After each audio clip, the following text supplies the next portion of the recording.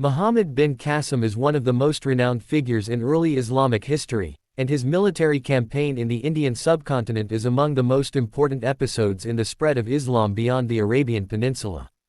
His journey to the land of Sindh, present-day Pakistan, in the early 8th century CE is a tale of bravery, determination, and visionary leadership that changed the course of history for both the Islamic world and the Indian subcontinent.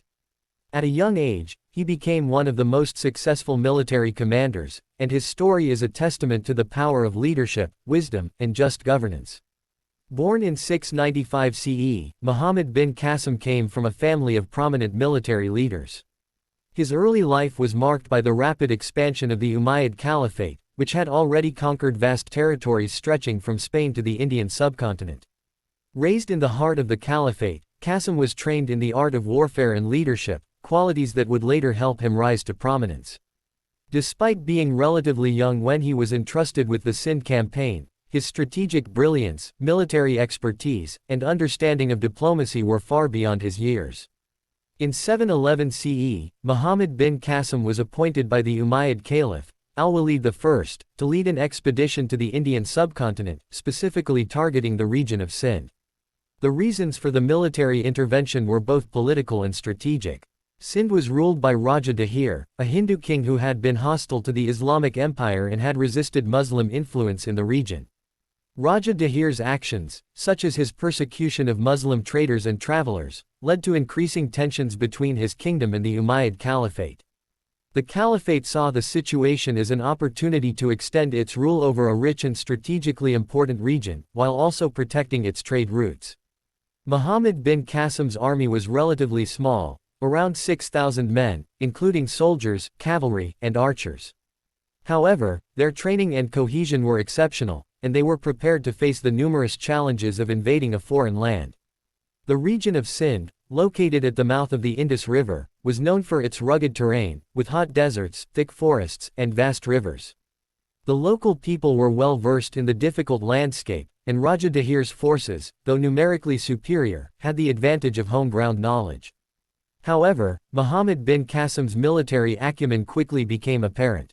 Upon arriving at the shores of Sindh, the first major battle between the forces of Muhammad bin Qasim and Raja Dahir's army took place at the coastal city of Dibal.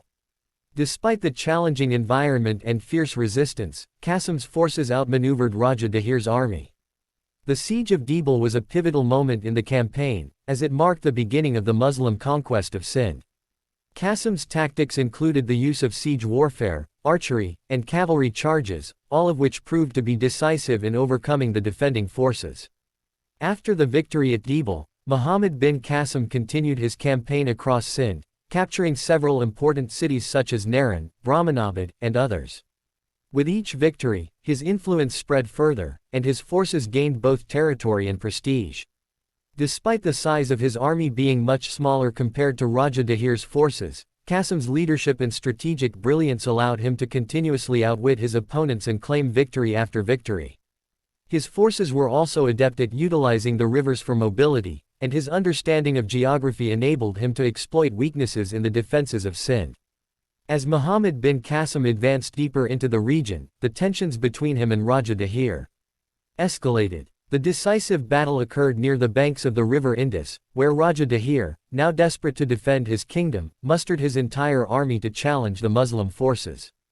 Despite Raja Dahir's valiant efforts, Muhammad bin Qasim's troops triumphed, and the battle became a turning point in the campaign. In the final stages of the battle, Raja Dahir was killed, and his forces scattered. Following the death of Raja Dahir, Sindh was left without a strong ruler, and Muhammad bin Qasim swiftly established his control over the region.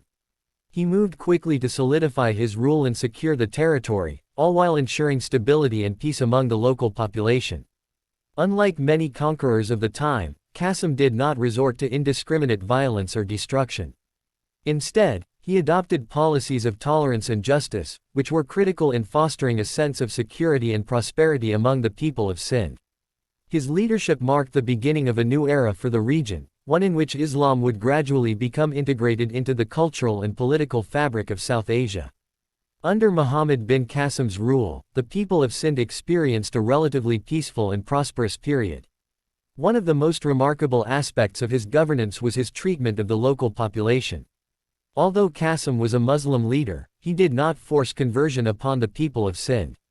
Hindus, Buddhists, and other religious communities were allowed to practice their faiths without fear of persecution. This policy of religious tolerance was groundbreaking at the time and helped create a stable society in the midst of rapid change. Furthermore, Qasim promoted social justice, established fair tax systems, and encouraged trade and commerce.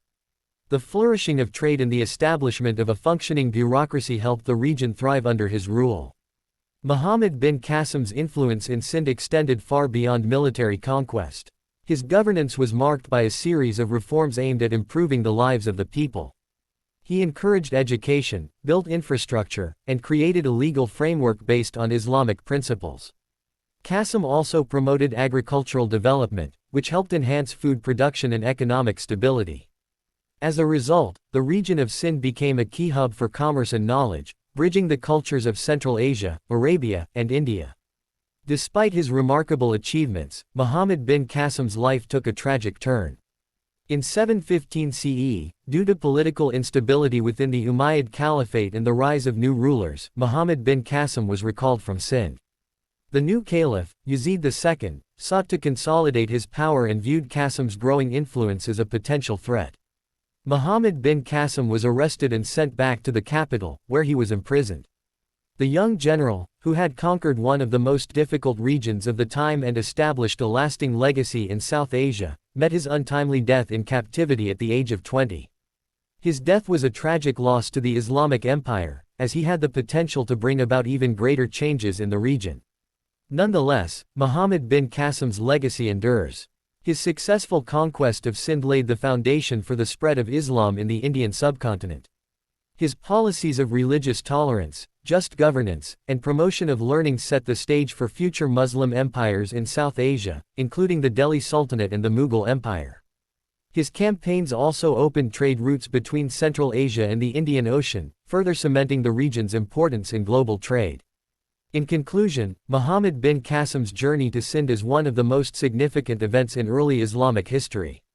His strategic brilliance, commitment to justice, and vision for a prosperous future helped shape the course of history. His life and conquests continue to inspire generations, and his name remains synonymous with leadership, courage, and wisdom. Today, Muhammad bin Qasim is remembered not only as a military conqueror but also as a pioneer who bridged cultures, expanded knowledge, and helped lay the foundations for a united, diverse subcontinent. His story is one of resilience, triumph, and the power of peaceful governance in a time of great upheaval and change. If you found this story insightful, please don't forget to subscribe to our channel for more content like this, and share. Thank you for watching, and we'll see you in the next video.